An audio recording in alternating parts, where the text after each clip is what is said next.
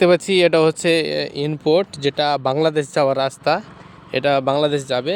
আর এই যে এদিকে যেটা দেখতে পাচ্ছি, এই যে গাড়ি আসছে, এটা হচ্ছে মালদা থেকে, মালদা যেটা স্টপ আছে, মালদা স্টেশন থেকে এই রাস্তা আসছে। মালদা স্টেশন থেকে এসে এটা যাবে মোহদীপুর, যেটা ইনপোর্ট, ওই ইনপোর্টে।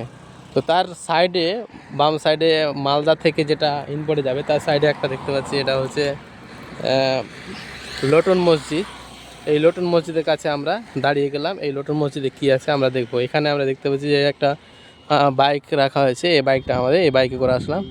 তো আমরা এখন যাব সেই লোটন মসজিদের ভেতরে প্রবেশ করব। তো যাচ্ছি আমি এখন লোটন মসজিদের ভেতরে। তো এখানে কিছু দেখতে পাচ্ছি শিডিউল, তো এই শিডিউলগুলো দেখে নিব কী লেখা আছে। প্রথমত এই যে শিডিউল, এখানে লেখা আছে লোটন মসজিদ 1475 সালে এটা স্থাপিত হয়েছিল, 1475 সালে। তো আমরা এখন লোটন মসজিদের ভেতরে আছি। তো চলে যাব সেই লোটন মসজিদের দিকে এগিয়ে। এখানে দেখতে পাচ্ছি বিভিন্ন রকমের গাছ লাগিয়ে রাখা হয়েছে এই জিনিসটাকে আরও সৌন্দর্য করে তোলার জন্যে। এই যে অনেক রকমের, এই যে আমরা ওখানে ছিলাম রাস্তার ধারে, এখন ভেতরের দিকে আসলাম। তো এটা দেখতে পাচ্ছি লোটন মসজিদে এই যে ইটগুলা কত সুন্দরভাবে খাঁজ খাঁজ করে রাখা হয়েছে, ডিজাইন করা হয়েছে এই ইটগুলাকে কেটে কেটে দেখতে পাচ্ছি। এই যে এখানে দেখি একটা করা আছে,